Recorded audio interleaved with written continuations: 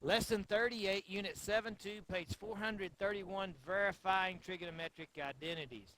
So we learned some identities. We learned the reciprocal identities, the ratio or quotient identities. We learned the Pythagorean identities, and we learned the inverse identities. Okay? And so we're going to now use those to prove that a particular equation is an identity.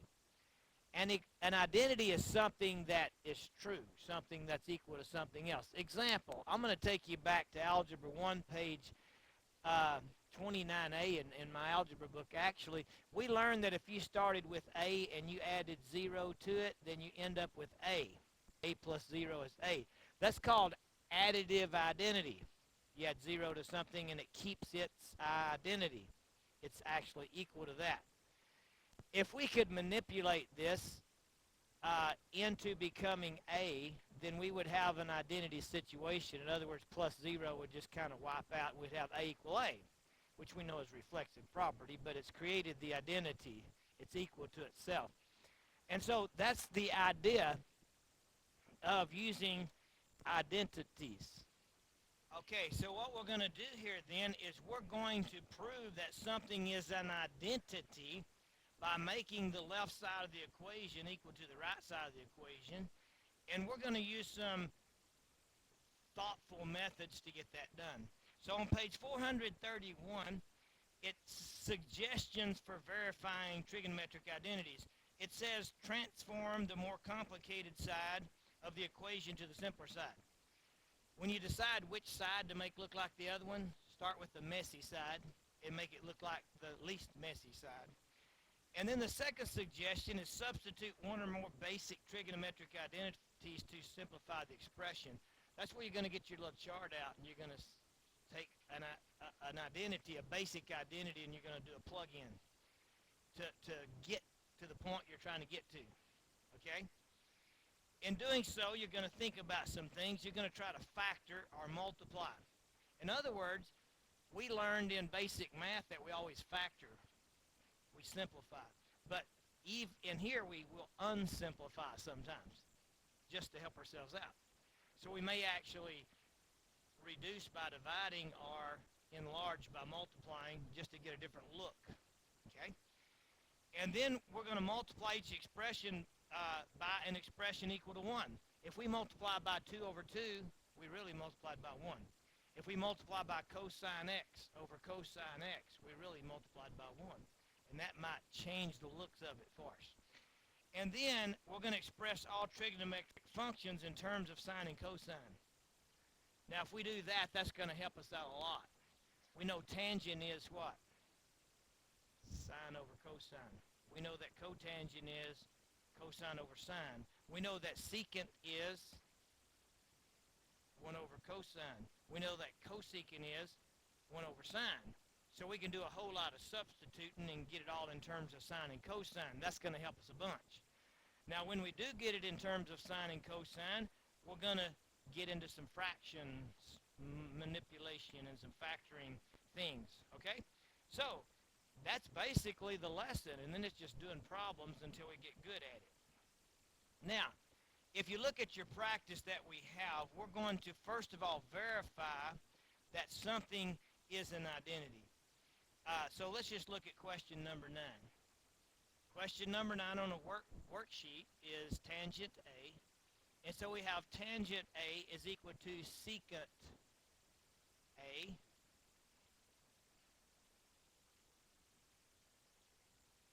over cosecant A. Thank you. Now, the first suggestion was to make the messiest looking side look like the unmessiest looking side. Right? The more complicated side look like the least complicated side. Which side looks more complicated? The right side. Now, in doing this, we can't touch the left side. We're not going to do something to the right and then do something to the left and do something to the right until the left looks like the right. We're going to turn the right side into tangent A, and we're not going to stop till it says tangent A. We're not going to touch the tangent A side, okay? So it's kind of like we're like, okay, we got to leave that alone over here, and we're going to mess with the right side until it says tangent A, Okay? We're not going to go over there. You're going to want to go over there and manipulate it, but you can't. All right. So we're going to think, okay, secant A. If we want to simplify, we can think, well, we would want to put it in terms of sine and cosine. So what is secant in terms of sine or cosine? 1 over cosine. Now I'm going to make a big fraction bar for that fraction bar, and then I know that secant is 1 over cosine, so I can rewrite the numerator as 1 over cosine A. Now the denominator, cosecant A, is the reciprocal of sine, and so it's 1 over sine A. Now what I have is a complex fraction. That's what it's called when you have a fraction over a fraction. That's written in terms of sine and cosine. Now we know what tangent is in terms of sine and cosine. Tangent is sine over cosine. We can't go over there and write that on the tangent side. We want the other side to kind of get to there. So we're hoping to get a sine over cosine, because we know then we would have tangent, you see. So we're looking ahead in this situation. Now what we really have here is 1 over cosine A, and when you divide by a fraction, what's the rule? Multiply by the reciprocal, which would be sine A over 1. And so when we actually do that complex fraction, we end up with sine A over cosine A. And we know from the ratio identity that tangent A is the same as sine A over cosine A, and so that turns into tangent A. We have made the right side look exactly like the left side, and so we have verified that that is an identity. Okay? Any questions on number 9?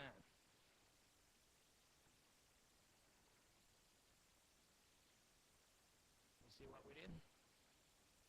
Now you kind of got to know that sheet. Let's start talking about where stuff came from. How did we know this? Where there is a rule that said secant A is equal to 1 over cosine A. Even with a sheet full of rules, if you haven't studied it some, you're not even going to know where to start.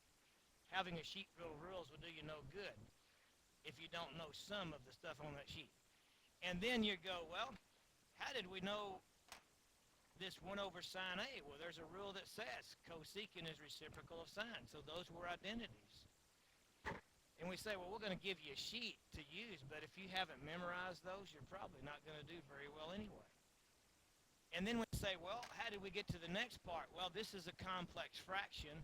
To divide by a fraction, you multiply by the reciprocal. We learned that in junior high.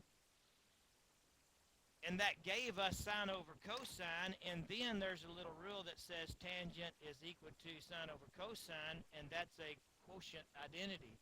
So we used 3 identities and some middle school math to get that done. Okay? Any questions on number 9? Okay, number 10. Number 10, we got secant x minus tangent x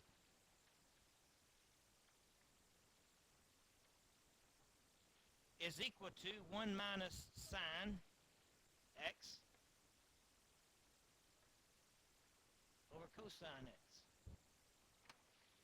Now,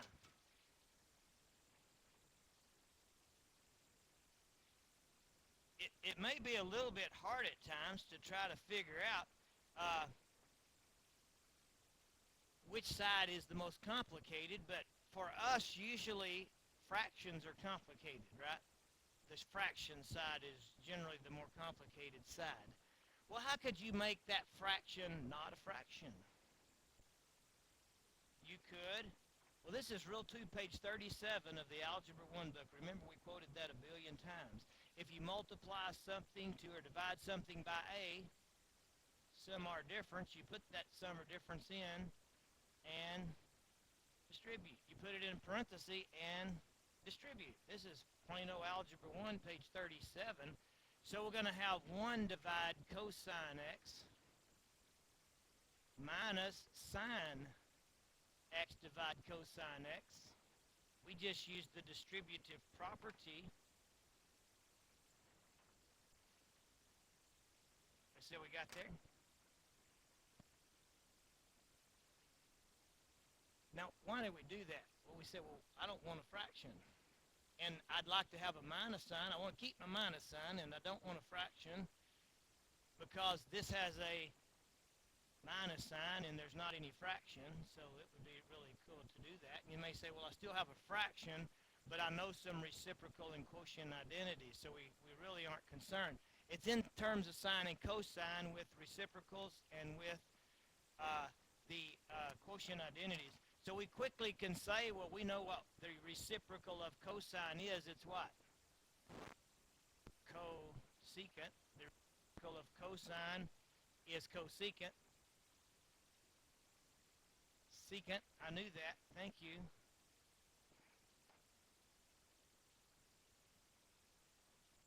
Reciprocal of cosine is secant. Thank you, sir. And we got a minus sign, and then we know that sine over cosine is tangent. Well, what we were trying to get to, that. Secant x minus tangent x. So that one quickly manipulated into what we wanted. We used distributive property. Got it in terms of sine cosine, where we know what reciprocals are like, so to take one divided by something, that we knew that would turn out good, because that's a reciprocal. And we knew that sine divide cosine would be okay, because that's a quotient identity. So you see, being familiar with your identities will help you try to decide, what do I need to do here, to make this thing turn into something I want it to. All right, any questions on 9 and 10? Now, 11 and 12 say find the numerical value of one trigonometric function of x. Now, this particular time, we're going to try to work our way down to one thing and a number, okay? So let's just look at how that's going to turn out. It's kind of like we're doing the same thing, only now it didn't say verify the identity. And we could manipulate on both sides here, but we may or may not have to. We started here with cosecant x over cotangent x. I'm going to scoot it over a little just so I have some room. Cosecant x over cotangent x is equal to square root 2.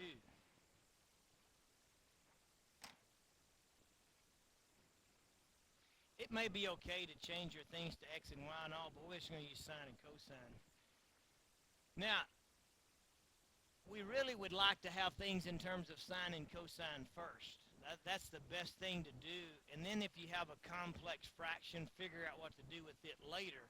So if we take our fraction bar and do that, then let's just take the numerator. The numerator is the same as what? Reciprocal of sine. And the denominator is the same as reciprocal of tangent. But what is tangent? All right, but if we want it in terms of sine and cosine, then we would say, well, the cotangent is the reciprocal of tangent, but tangent is sine over cosine, and we're supposed to have already learned that cotangent x is cosine x over sine x. That's one of our quotient identities, right? Which is a result of a ratio identity. If you're not sure what I'm talking about, look at the chart that I've given you, the top left on that page, where it says ratio identity, and it'll give you that cotangent theta is cosine over sine. That's something that we memorize. So if you think, where'd you come up with that? It's an identity that we are to memorize. Okay, so we're going to replace the denominator cotangent theta, or x or z or whatever, with cosine x over sine x. Now, we still have equals square root 2. The directions are to get it in terms of one trig thing. We don't want it to say sine and cosine. We want it to say only sine or only cosine. Okay? So now we have a complex fraction. We would take the numerator, 1 over sine x, and to divide by a fraction u, multiply by the reciprocal, which would be sine x over cosine x. See how we're multiplying by the reciprocal of the denominator? Now, when you do that, your sine x's cancel, and you have 1 over cosine x. And 1 over cosine is the same as secant.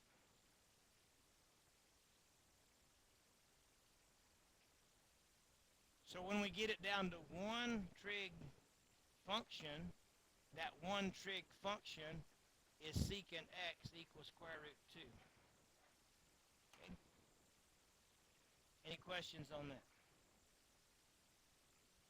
So we used our reciprocal identities and our quotient or ratio identities to get it in terms of sine cosine, and then simplify, manipulate down to 1, and that 1 turned into 1 over cosine, which really, in simplest form, is secant.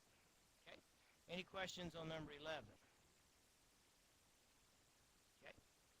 Everything we learn how to add, subtract, multiply, divide, and simplify, right? We started with decimal, whole numbers, and then we learned it with decimals, and then fractions, and then square roots, and then x's and y's, and now sines and cosines and tangents. And so the order of operations and simplification procedures applies to every type of math. Number 12, we have 1 over cotangent x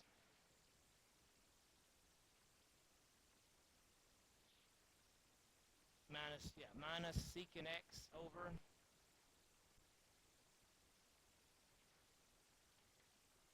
equal 2 cosine x equal cosine x. There we go.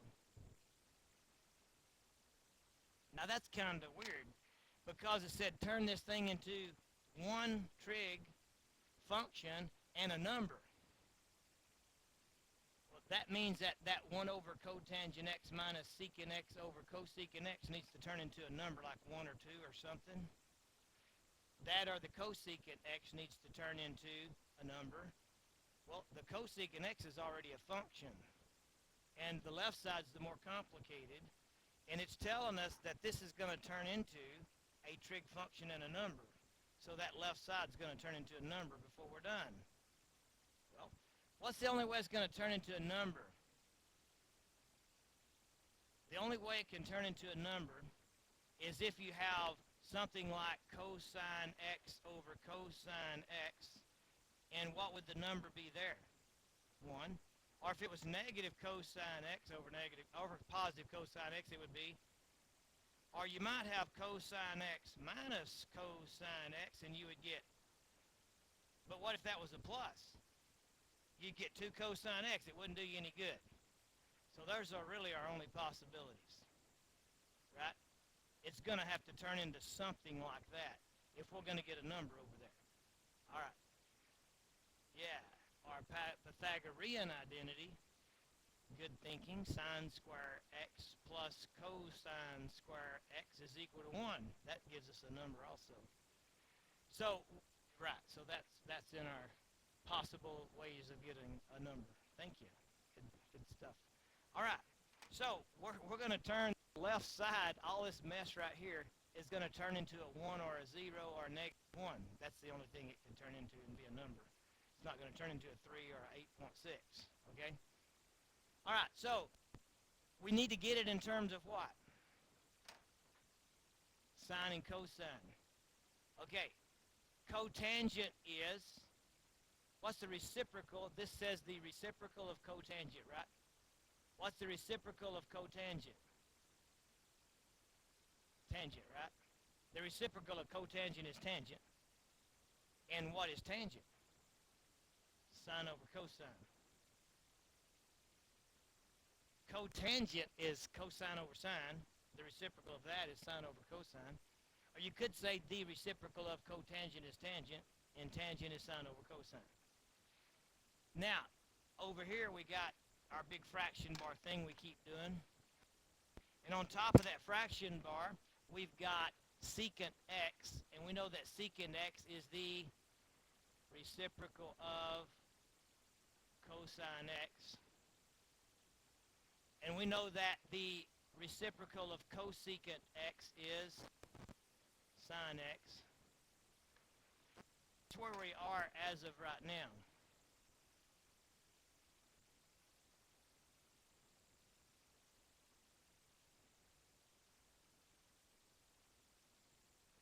sine x over cosine x equal 1 minus cosine x over 1 over sine x. Now let's take a look at this fraction right here. That really says 1 over cosine x multiplied by the reciprocal of the denominator, right? Which is times sine x over 1. So when we do the fraction to the right of the minus sign, we have 1 over cosine x times the reciprocal of the denominator, which means times sine x, which turns into what? Sine x over cosine x. And so we have the same thing on both sides of the minus sign. Sine x over cosine x minus sine x over cosine x. This over here turned into sine of cosine. And what is sine x minus cosine x minus itself? 0. And what we had left was this. So equal cosine x. And so we wrote it as an equation with one trig function and a number. Okay? Any questions on that? And so some good exercises in using our reciprocal identities and our quotient identities. You'll get more practice using the Pythagorean identities and some of that stuff later. We'll eventually learn the double angle identities and the half angle identities and some more things, and it'll just get more and more fun as we go. Any questions on any of that?